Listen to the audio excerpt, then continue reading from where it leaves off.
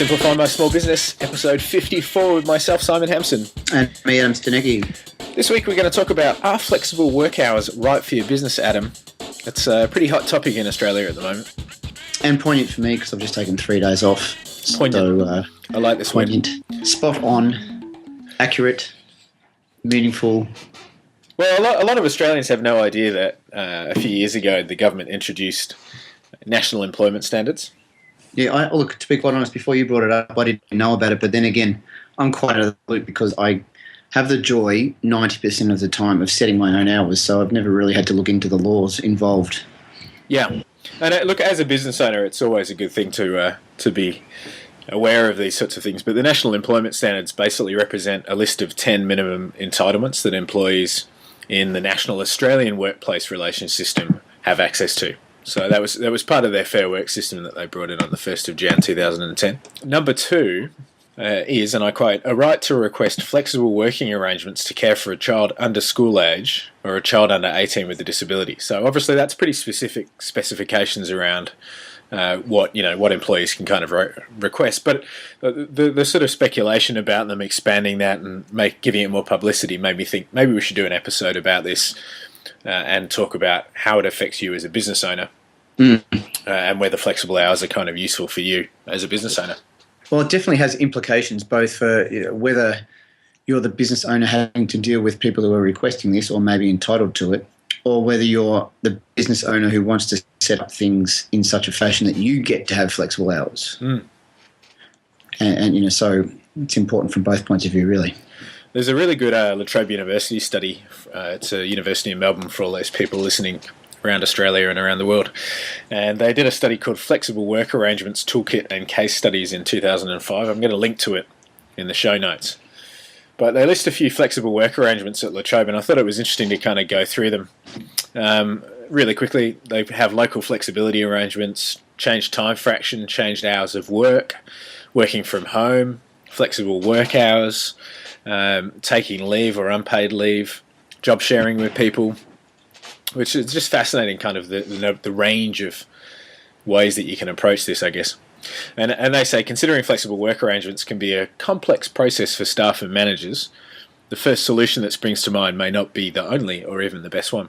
And if you think about it as a business owner, how many times have you had employees come to you in a bit of a kind of hot-headed state where they're emotional about something or they need something to happen, and maybe they're sort of focusing on the wrong thing or the wrong solution.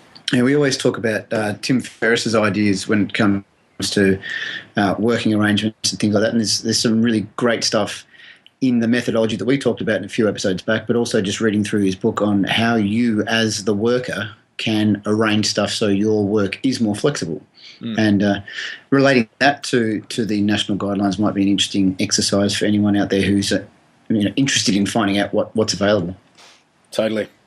So I think what we're kind of saying is you need to identify what the actual issue is or the need. So as a business owner, and we've talked about it around your life a few times, Adam, it's your need to spend time with your family. Yeah, absolutely. That's the reason I set things up the way I have. It's to allow me to get time to do what I want to do. And this is the reason that I do not have a lot of class time at the gym, and it's also the reason I don't have a lot of PT clients, because that makes my life an appointment-based life, in terms of my work life, which means I'm not flexible when I can be at home.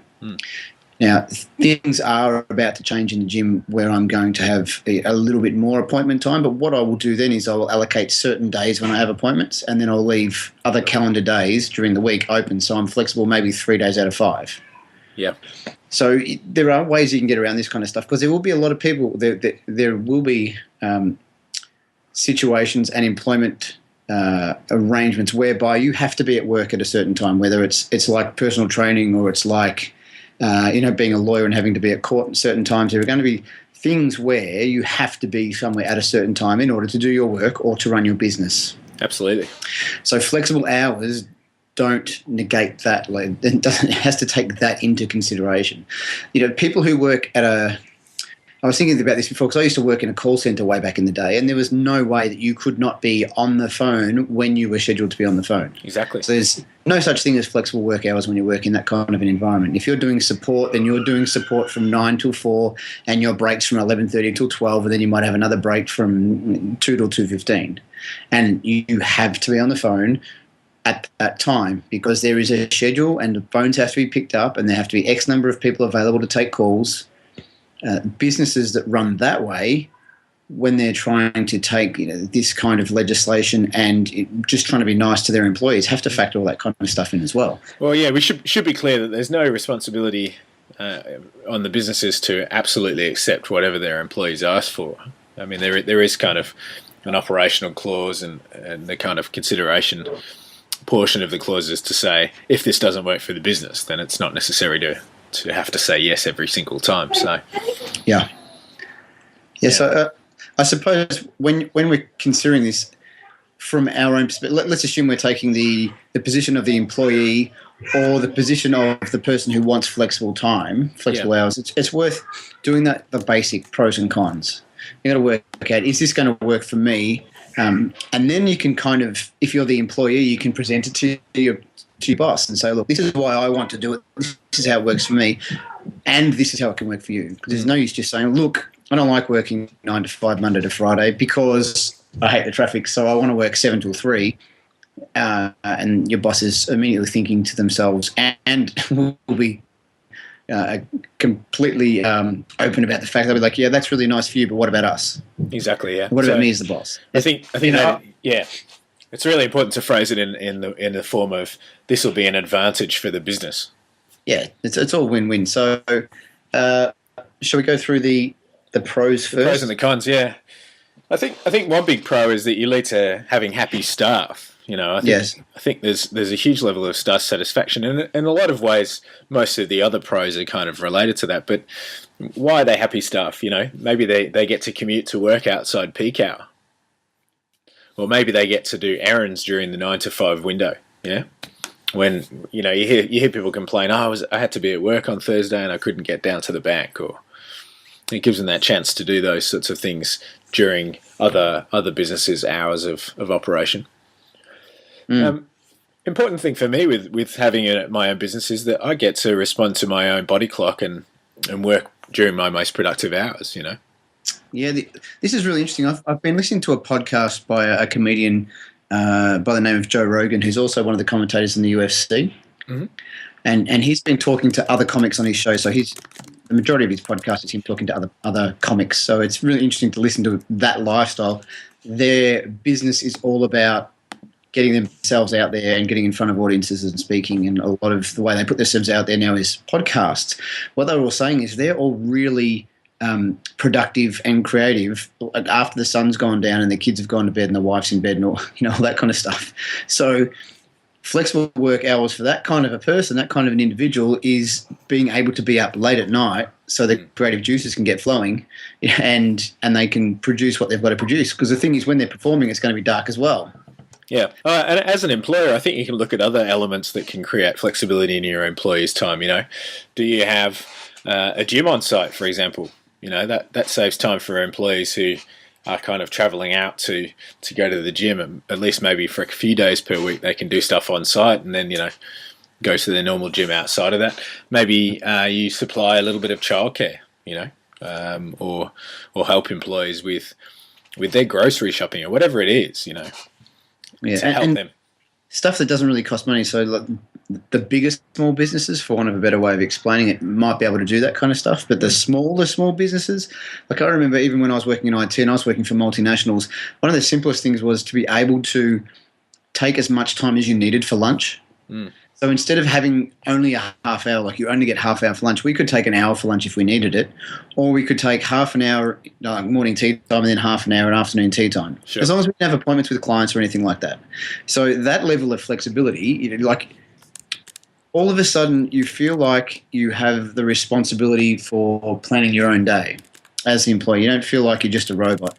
And as long as you put the work out there and you get your work done, it's okay. That was the culture of IT when I worked in IT. Like if there was a big project on, you might work some ridiculous hours, but otherwise just do the work that you've got to do, take the breaks when you need to take the breaks, and keep productive.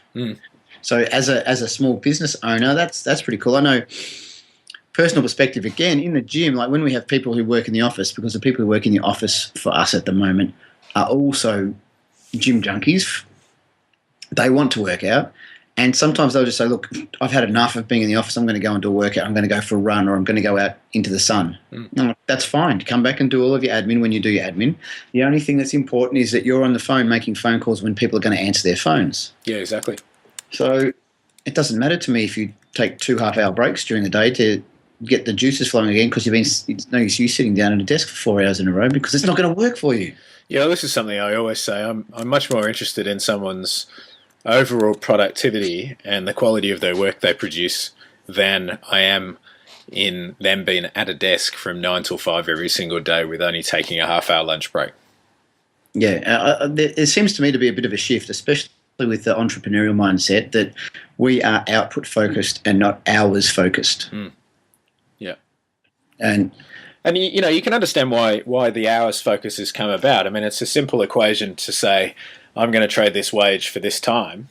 Yeah. And your sort of mandate in your contract is you need to be in our office from 9 till 5. Totally understand where it's come from, but with the sorts of tools that we have available to us now, it's a little bit outdated, isn't it? Yes. So when we look at pros from the individual perspective, one of the things I was thinking of when we first talked about this topic was it works really well for the people who focus on their own output and they're at work. So even from the individual's perspective, if you are an individual who focuses on how long they spend at their desk rather than how much they put out, then flexible working hours might not be worthwhile. There might be that need for structure, the need for being at the desk from 9 till 12:30 and from 1 till 5. Now, some people need that to feel like they've had a full day, regardless of how much work is being done.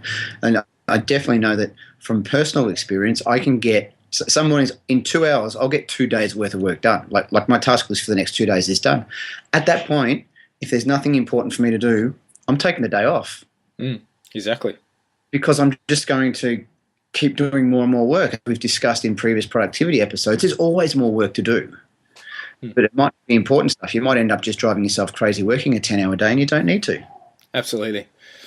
So we've talked about more productive stuff. What about if you've got customers or suppliers in different time zones? It can be hugely advantageous to have a staff member who's on at a time when they can talk with those suppliers and customers. So, that might be a pro for flexible work hours. True, but it also might be a con, because the flip side of that is if you own that business and let's say you do work with Hong Kong and you also do work with London, then you probably need to have someone on the desk operational at those times. And that might mean that there's less flexibility in work hours. So the flexibility might be in the arranging of shifts. Sure. That's the context that I meant it in too. It was sort of, okay, we can offer you the 4 p.m. till 10 p.m. shift, or the 5 a.m. till sort of 2 p.m. shift, or whatever it is. So I think a huge part about being flexible as a business is that it makes your staff more loyal, isn't it? It has the potential to, yes. Yeah. And I think that the next thing that you brought up about, we're about to bring up, because I'm looking at the notes and everyone out there isn't, is the absentee rate. Is a really important thing.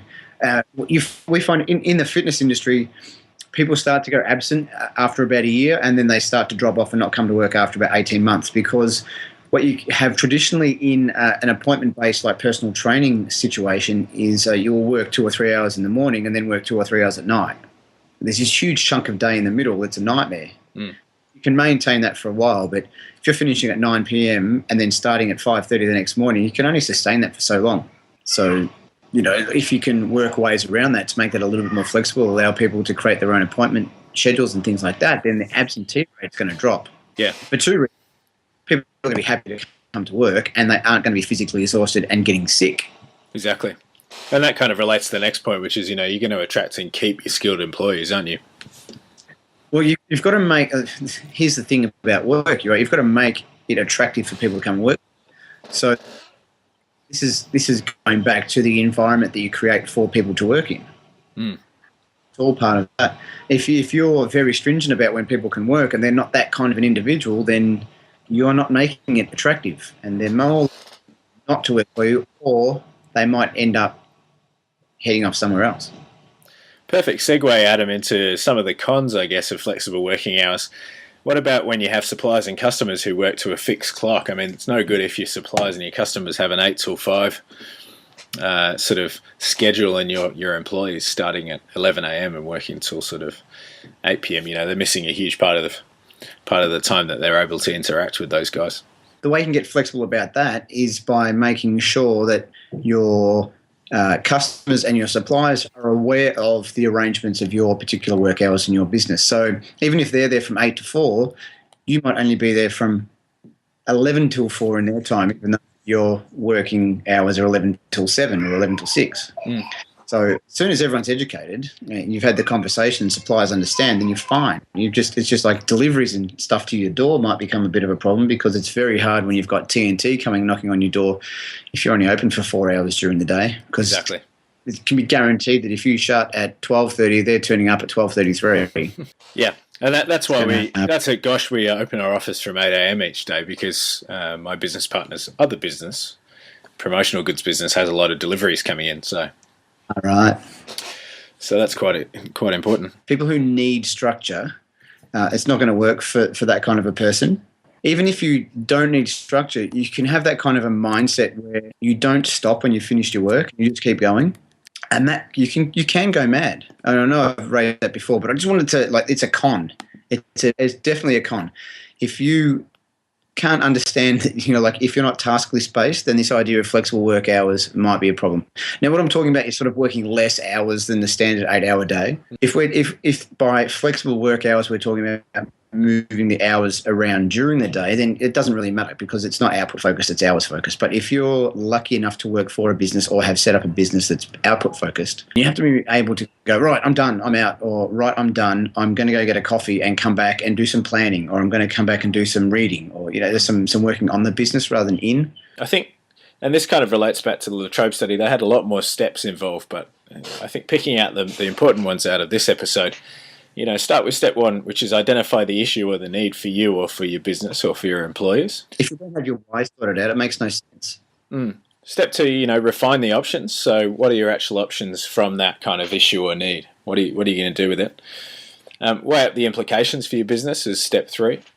And then step 4, and this is really important, I think especially when it comes to yourself, but I think it's almost just as important for employees too, is actually set down a plan and make sure you're keeping yourself to some really kind of key performance areas, Well, as we always say, if we don't have a plan, there's no way to track if we've actually succeeded in what we're attempting to do.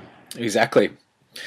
Hey, all of you out there, go check out simplifymysmallbusiness.com for this episode. There's going to be a ton of links to some pretty recent stories, topical stories, and the PDF that I mentioned before. There's also a Sydney University study called Organisational Effectiveness and the Flexible Workplace, and a link to the Commerce Department of the WA government. They've got a good page on enhancing productivity.